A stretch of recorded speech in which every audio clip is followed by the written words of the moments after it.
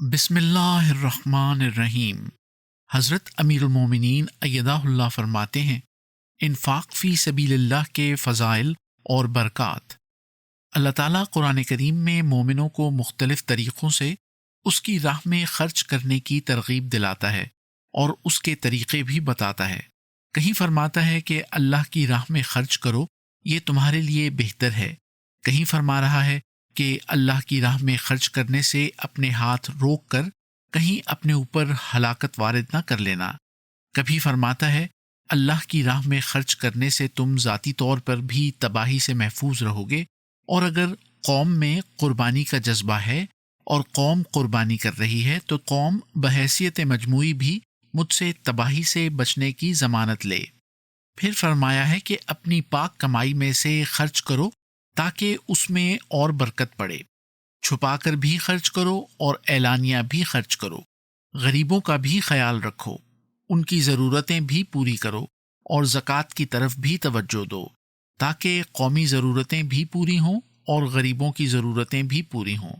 اور جب تم خرچ کر رہے ہو تو یاد رکھو کہ تم اپنے فائدے کا سودا کر رہے ہو، اس لیے کبھی دل میں احسان جتانے کا خیال بھی نہ لاؤ۔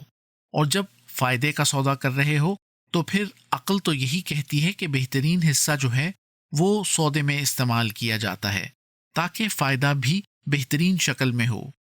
تو اس سے مال میں جو اضافہ ہونا ہے وہ تو ہونا ہی ہے، تمہیں اس نیکی کا ثواب بھی ملنا ہے، اور اس لیے محبوب چیزوں میں سے خرچ کرو، جو تمہاری پسندیدہ چیزیں ہیں ان میں سے خرچ کرو، جو بہترین مال ہے اس میں سے خرچ کرو، اور جتنی کمزوری کی حالت میں یعنی وسعت کی کمی کی حالت میں خرچ کرو گے اتنا ہی ثواب بھی زیادہ ہوگا۔ تو فرمایا کہ بہرحال اللہ تعالیٰ تو ہر اس شخص کو اپنی رحمتوں اور فضلوں سے نوازتا ہے اور نوازتا رہے گا جو اس کی راہ میں خرچ کرتے ہیں، اس کی راہ میں قربانی دیتے ہیں، اور ہر شخص اپنی ایمانی حالت کے مطابق خرچ کرتا ہے، ہر کوئی اپنے مرتبے اور توکل کے مطابق خرچ کرتا ہے۔